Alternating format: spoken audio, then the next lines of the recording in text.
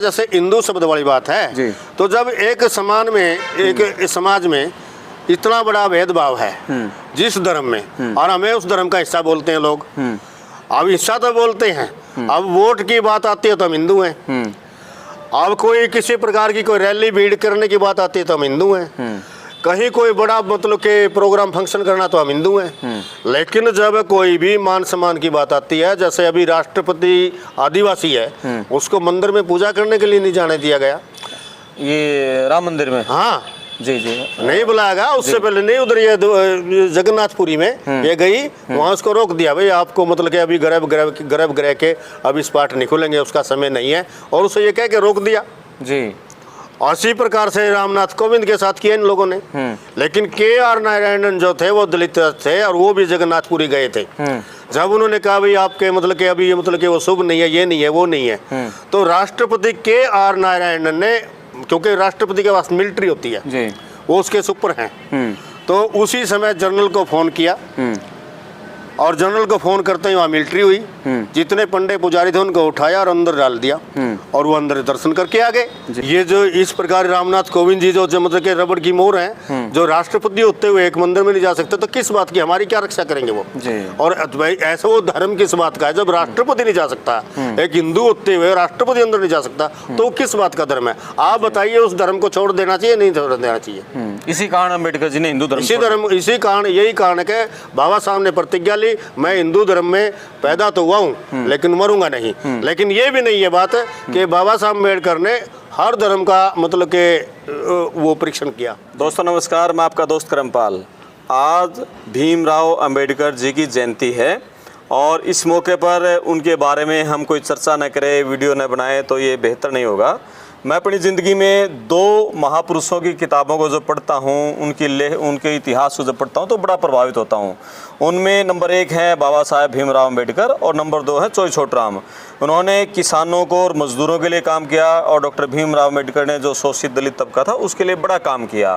तो इन दो लोगों की जो कर्म थे, जो उन्होंने दबे कुचले जो समाज को ऊपर उठाने का काम किया, तो अंबेडकर जी के बारे में आज हम बात करेंगे। मेरे साथ है दलित चिंतक हैं, विद्वान हैं, धर्मपाल सीमार जी। धर्मपाल जी नमस्कार। नमस्कार सर। आज अंबेडकर जी की जयंती है, बड़ी बधाई आपको।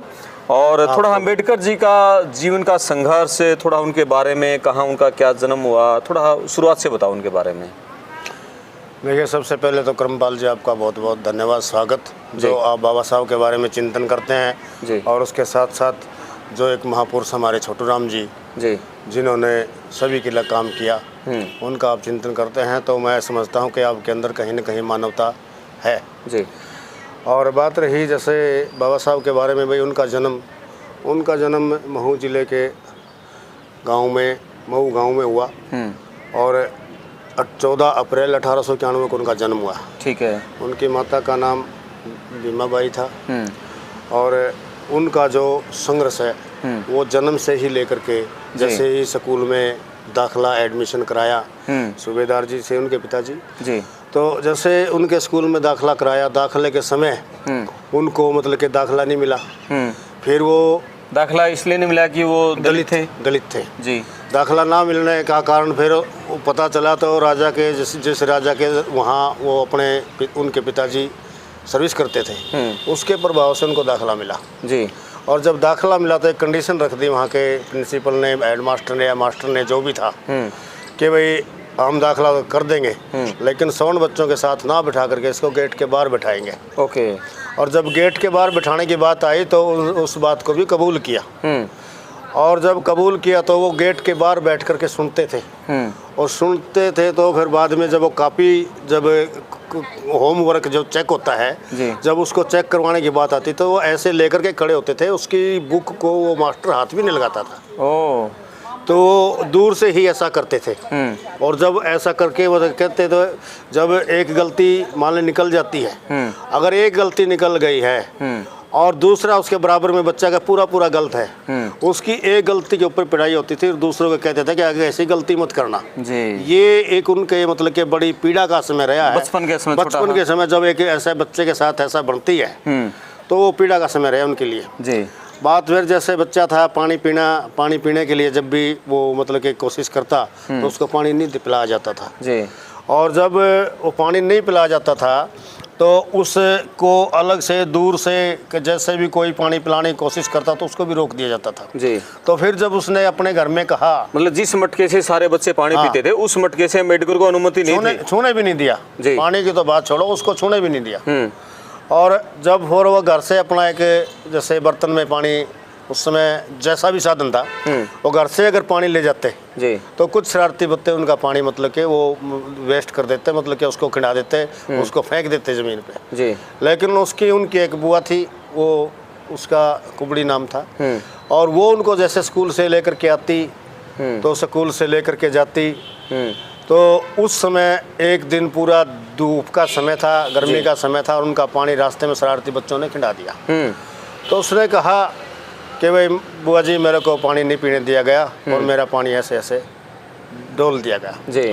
तो जब उसकी बुआ को इसकी हालात देख करके उसकी आंसू आई, उसको वो भी रो पड़ा। लेकिन उसने उस दिन प्रतिज्ञा ली कि बुआ जो आज आपके जो आंसू हैं, ये जो पानी है जी, इस पानी की लड़ाई में सबसे पहले लड़ूंगा जी।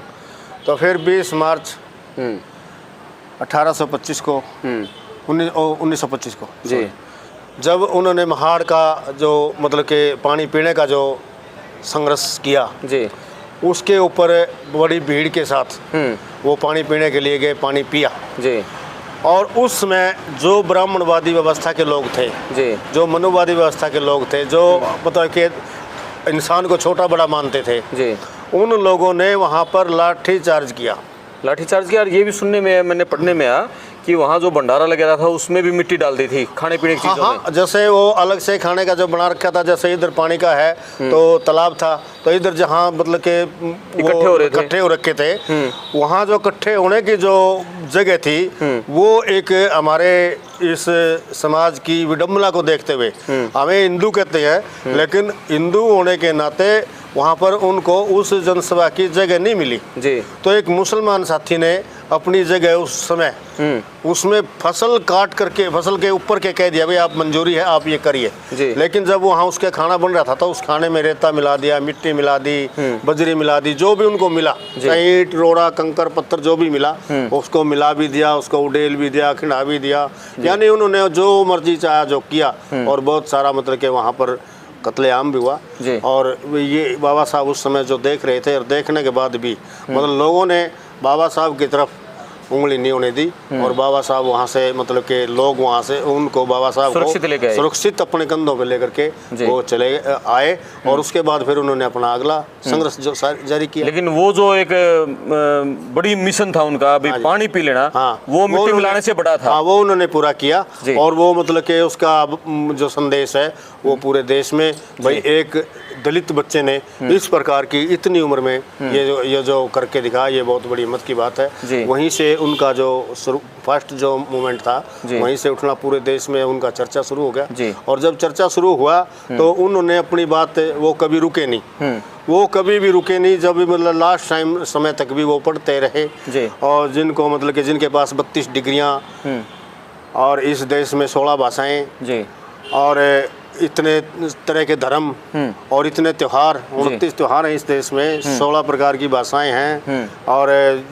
ये 6-7 प्रकार के धर्म भी, रिलीजन भी हैं। तो ये सारी की सारी मतलब कि इन लोगों उनको अध्ययन किया। अध्ययन करने के बाद वो मतलब कि हर पहलू के ऊपर उन्होंने मतलब कि तरक्की की कसौटी पे पहले खरा उतारा और उसके बाद उसको इम्प्लीमेंट किया, उसके बाद उनको लागू किया। अच्छा, वो बहुत सारा पढ़े लिखे, विदेश में पढ़ लिख कर आए, बैरिस्टर की पढ़ाई की, उसके बावजूद भी जब वो प्रोफेसर की नौकरी लगे वहाँ भी बड़ा संघर्ष हुआ उनको। मैंने पढ़ा कि उस मटके से पानी नहीं पीने देते जो दूसरे प्रोफेसर जिसे पीने देते थे, और जिस तरह जब नौकरी करते थे ऐसी फाइलें फेंक देते थे मेज के ऊपर।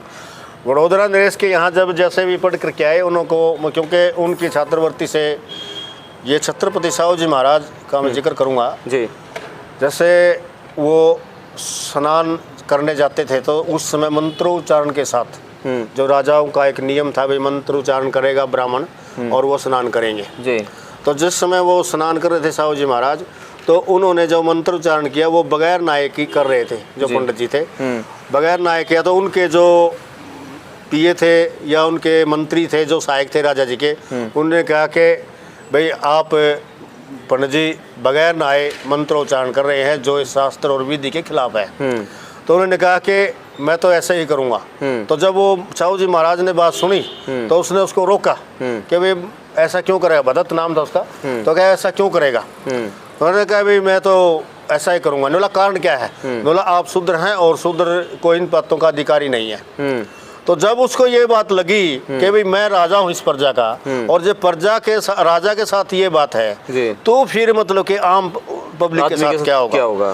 तब उन्होंने 50% आरक्षण सबसे पहले बड़ौदा नरेश ने लागू किया जी। आरक्षण की शुरुआत वहाँ से शुरुआत हुई आरक्षण की। जी। पूना पैक्ट से कहते हैं कि असली शुरुआत तो पूना पैक्ट से हुई थी। देखिए पूना पैक्ट में बाबा साहब ने जो लड़ाई लड़ियाँ, जो गोलमेज कॉन्फ्रेंस लड़ाई लड़ी है, और पूना पैक्ट तो समझौता था जी। गोलमेज कॉन्फ्रेंस में लगातार वो 28, 29, 30 में चलती रही जैसे जी। तो उस गोलमेज कॉन्फ्रेंस में जो अधिकार बाबा साहब लेकर के आए, पूना पैक्ट में बात करूँगा, जो बाबा साहब अधिकार लेकर के आए जी, वो सेपरेट सेटलमेंट, सेपरेट इलेक्टोरेट के जो अधिकार लेकर के आए जी, तो उसके ऊपर जैसे गांधी जी ने मरण व्रत रख लिया।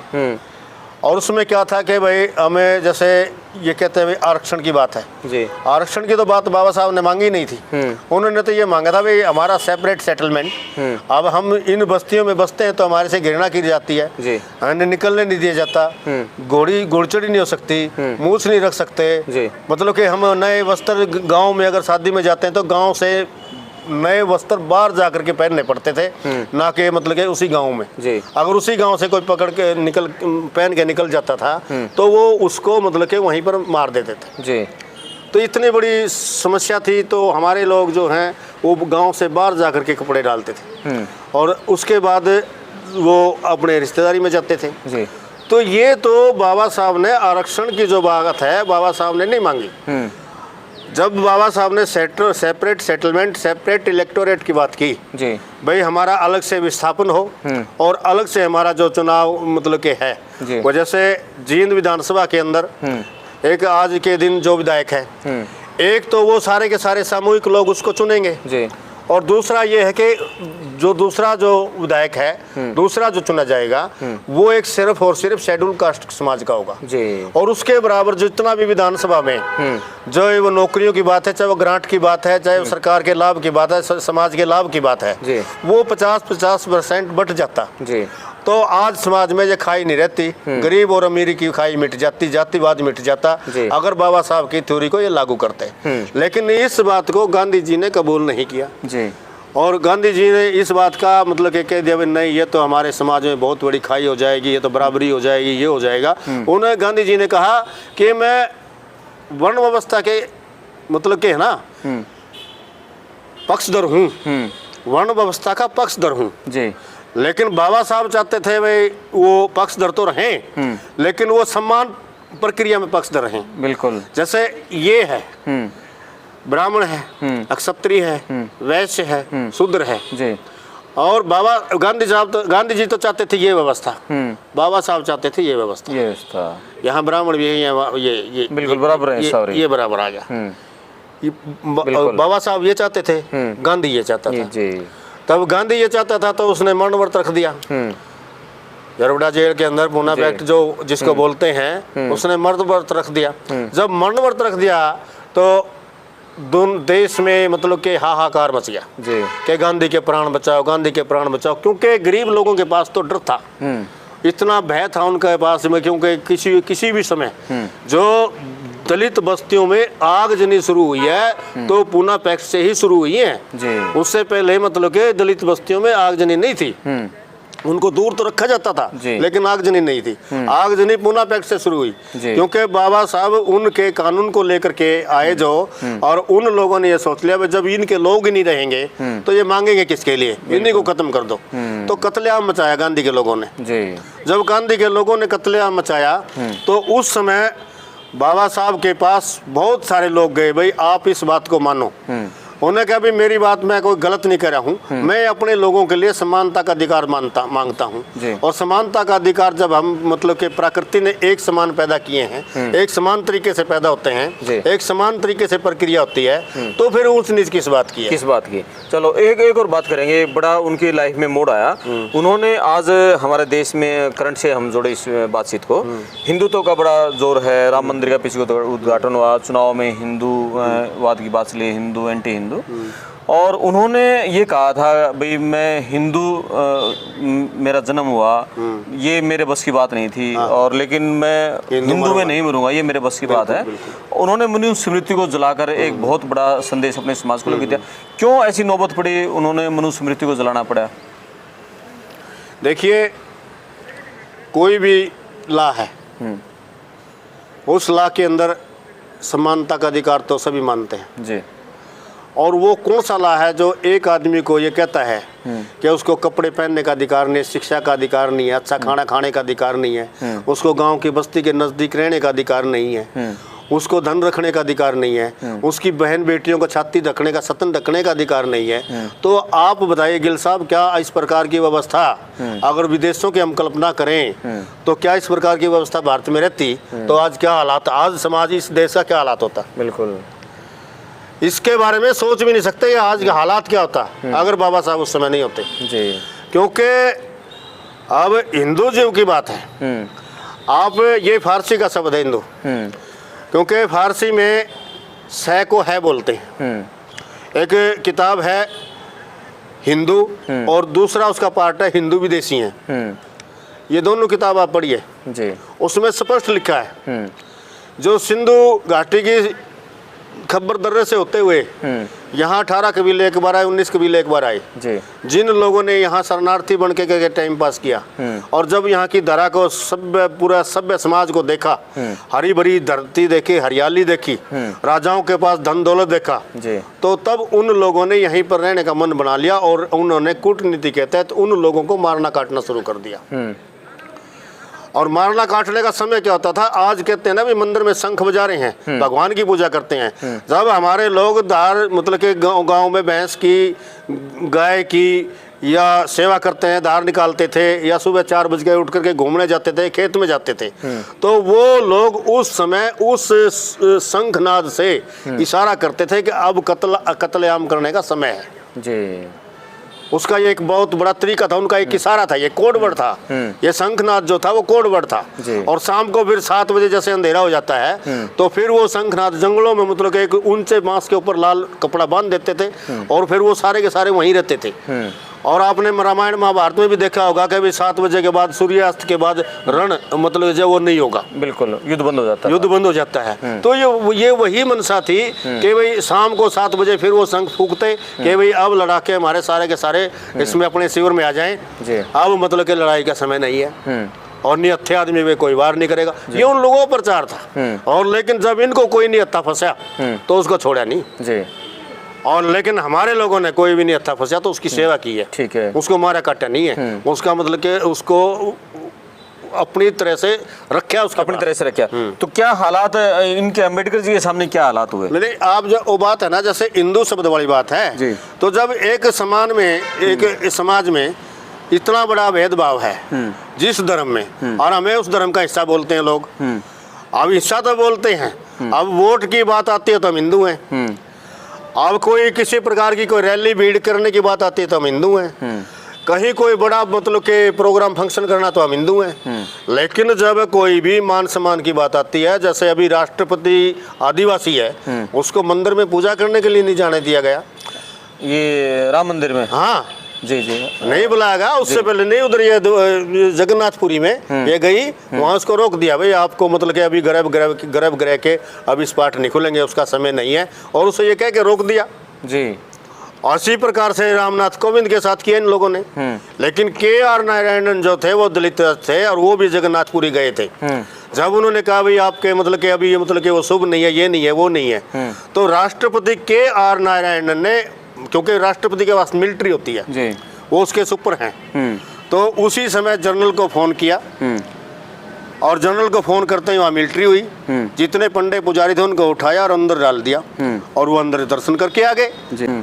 ये जो इस प्रकार रामनाथ कोविंद जी जो मतलब के रबड़ की मोहर हैं, जो राष्ट्रपति होते हुए एक मंदिर में नहीं जा सकते, तो किस बात की हमारी क्या रक्षा करेंगे वो? और भाई ऐसा वो धर्म किस बात का है जब राष्ट्रपति नहीं जा सकता, एक हिंदू होते हुए राष्ट्रपति अंदर नहीं जा सकता, तो किस बात का धर्म है? आप बताइए, उस धर्म को छोड़ देना चाहिए, नहीं छोड़ देना चाहिए? इसी कारण अम्बेडकर जी ने हिंदू धर्म इसी कारण यही कारण है कि बाबा साहब ने प्रतिज्ञा ली, मैं हिंदू धर्म में पैदा तो हुआ हूँ लेकिन मरूंगा नहीं। लेकिन ये भी नहीं है बात कि बाबा साहब अम्बेडकर ने हर धर्म का मतलब के वो परीक्षण किया जी। मुस्लिमों के पास भी गए हैं, सिख धर्म के पास भी गए हैं, और वो जैनियों के पास भी गए हैं। हर मतलब के जो धर्म के लोग थे उनके पास आए हैं कि आप इस धर्म में आ जाइए, आप इस धर्म में आ जाइए, आप इस धर्म में आ जाइए। लेकिन बाबा साहब ने कहा भी मेरे को जहाँ समानता नजर आएगी तो मैं वहाँ जाऊँगा। आप आज गिल साहब कहीं देख लीजिए, जो सरदार कहते हैं भाई हमारा धर्म मतलब के सब मानवता के सम्मान है, क्योंकि गुरु गोविंद सिंह ने कहा था, गुरु गोविंद सिंह ने लिखा है उसमें, गुरु ग्रंथ साहब में है, अस मानस की जात सब एक को पहचान वो। भाई मानस की जात है उसको एक ही पहचानो, लेकिन नहीं पहचानते। आज जो श्रोमणी गुरुद्वारा प्रबंधक कमेटी है उसमें आज तक कोई भी मतलब के दलित कोई प्रधान नहीं बने आज तक, क्यों नहीं चाहते। और बाबा साहब अम्बेडकर ने जब पहला चुनाव लड़ा वहाँ पंजाब के उस गुरुद्वारा कमेटी से उनको मतलब के फंड भेजने का काम किया, लेकिन वो फंड रास्ते में कह दिया कि भाई मतलब के दलित के लिए फंड क्यों, किस बात का जी। तो उन्होंने भी समानता नहीं मानी। जब वो समानता नहीं मानी तो सारा देख करके जब बुद्ध धर्म में ये लगा भाई मतलब सिर्फ यहाँ इंसान और मानवता की बात है, हमें इस धर्म को कबूल कर लेना चाहिए। और दूसरी बात ये भी नहीं भाई सिर्फ उस समानता के लिए गए हैं, क्योंकि जब यहाँ आर्य लोग आए उन आर्य लोगों ने यहाँ के राजे महाराजाओं की जो विरासत है उन्हें नेस्तनाबूद की। आप देखिए तक्षशिला नालंदा जो इतनी बड़ी 90 किलोमीटर की यूनिवर्सिटी, और उसको उसके ऊपर मिट्टी डाल करके, गिल साहब कभी गए क्या नालंदा? ना, नहीं जाना हुआ। हाँ, उसके ऊपर मिट्टी डाल करके उसको ढक दिया, तक्षशिला से ढक दिया जी। उन जहाँ 10-10 हजार विद्यार्थी विदेशों से पढ़ने आते थे, बिल्कुल उसको उस मिट्टी से ढक दिया। तक्षशिला नालंदा यूनिवर्सिटी में एक वहाँ का अफगानिस्तान का राजा आया, उसने कहा भाई मेरे को ये बीमारी है और इस बीमारी का आप मेरा इलाज करो जी। वहाँ इलाज होता था, हर तरह की पढ़ाई थी, लेकिन उसने जो वहाँ वैद्य था उसने कहा भाई ठीक है आपका इलाज हो जाएगा, इलाज करो। उसने उठा करके कुरान उनको दे दी, भाई ये कुरान पढ़ो आप ठीक हो जाओगे जी। उसने कहा मैंने हजारों कुरान पढ़ी है तो क्या ये कैसे मैं आप इसको पढ़िए और उसके बाद आइए जी। उसने इतनी बात कह के अपना दरवाजा बंद कर लिया वैद्य जी ने। तब वो मतलब कि वो पढ़ करके उसने भी सोचा भाई इतने ठीक होना ना होना है, देख तू राजा तो फिर इसको बताएंगे, क्योंकि उस समय तो अफगानिस्तान हिस्सा था अपना, बिल्कुल। तो उस समय जब उस राजा ने किताब पढ़ी, और किताब पढ़ने के साथ साथ वो मतलब कि जैसे एक बार पढ़ी थोड़ा ठीक हो गए, 2 बार पढ़ी थोड़ा ठीक हो गए, 3 बार पढ़ी, 7-8 बार वो किताब पढ़ी तो वो पूरी तरह से स्वस्थ हो गए। इसके पीछे कारण क्या था कि उस वैद्य जी ने उस कुरान के पेजों पर वो दवाई लगाई थी, उनके पन्नों पे जैसे भी आदमी ऐसे थूक कर लगा कर पेज पड़ता है ना, तो वो अगर उसकी ज़्यादा डोज देंगे तो वो उसको काम नहीं करेगी। अगर उसके उंगली से जैसे यहाँ आई और उसी से वो दवाई उसके अंदर चली गई, वो ऐसी विधि थी यहाँ तो, और उसको इन लोगों ने नेस्तनाबूद कर दिया। तो बाबा साहब ने देखा कि हमारा जो मतलब कि इतिहास है, इन लोगों ने जो मिटाया है, हमारे महापुरुषों का जो इतिहास मिटाया है, और वो बुद्ध धर्म की मतलब कि बुद्ध धर्म को ही इन्होंने खत्म किया है, क्योंकि कत्लेआम किया इन्होंने बुद्ध मतलब के धर्म के आचार्यों के साथ। मतलब कि नाम रख दिया था भाई एक बुद्ध का कोई सिर काट के लाएगा तो उसको 10 सोने की मोहर दी जाएंगी। इस प्रकार का एक तीसरी आज़ादी है, उसको देखिए कभी आप। ठीक है, चलो आखिर में सबसे लास्ट में, लंबी चल गई, लास्ट में जो अपने अम्बेडकर जी का क्या एक संदेश मरते समय जब वो दुनिया से गए, आखिर में समाज को क्या संदेश दे के गए थे? पहली बात तो है गिल साहब के उनका जीवन ही संदेश है जी। अगर उनके जीवन को कोई पढ़ेगा तो वह घर पे आराम से नहीं बैठ सकता, जिसने भी पढ़ लिया जी। और दूसरी बात यह है कि उनका एक ही मतलब कि जैसे उन्होंने नारा दिया भाई शिक्षित बनो सबसे पहले जी। अगर आप शिक्षित बनेंगे तो समाज के अंदर से भेदभाव मतलब उसमें 100% तो नहीं, 70-80% खत्म हो जाएगा जी। और उसके बाद शिक्षित अगर हो जाओ तो फिर आप मतलब के सब शिक्षित लोग अपने भाईचारे के, अपने गरीब लोगों को शिक्षित करो, शिक्षित करो और शिक्षित करके उनको संगठित करो जी। और जब संगठित हो जाओगे तो फिर जो आपकी बाबा साहब ने कहा political power is the master key, to grab in which hand, कि राजनीतिक चाबी सारे तालों की ताली है, उसको अपने हाथ में ले लो। वोट का अधिकार बाबा साहब ने जैसे 17 अगस्त 1932 को जो लड़ाई लड़ करके हमारे को लेकर के दिया सभी को, नहीं तो मतलब कि महिला को वोट का अधिकार नहीं था, महिला को शिक्षा का अधिकार, शिक्षा भी अधिकार भी नहीं था, तो सभी को बराबर का अधिकार दे करके उन्होंने वोट का अधिकार दे करके ये कह दिया भाई आप इस बात के ऊपर आप आइए, शिक्षित बनिए, संघर्ष करिए, संगठित रहिए और संघर्ष करिए। जब आप संघर्ष करोगे तो सारा कुछ अपने हाथ में होगा, और जब आपके हाथ में होगा तो फिर जुल्म जाती ऑटोमेटिक बंद हो जाएगी। चलो बहुत धन्यवाद धर्मपाल जी, बड़ी अच्छी आपने बातचीत की। और आप लोगों को किस तरह की बातचीत लगी? डॉक्टर अंबेडकर जी का जो जन्म है पूरा संघर्षों में भी था, और जिस समय वो संघर्ष कर रहे थे हमारे देश में ब्राह्मणवादी व्यवस्था थी, बड़े चरम पर थी, और उसके खिलाफ जो पूरी जीवन लड़ाई लड़ते रहे, और आखिर में उन्होंने हिंदू धर्म को छोड़ना पड़ा और बौद्ध धर्म अपनाना पड़ा। वीडियो पर आपके विचार जरूर हम चाहेंगे कि आप लिखें। मैं आपका दोस्त करमपाल, धन्यवाद। धन्यवाद सर। ठीक है सर।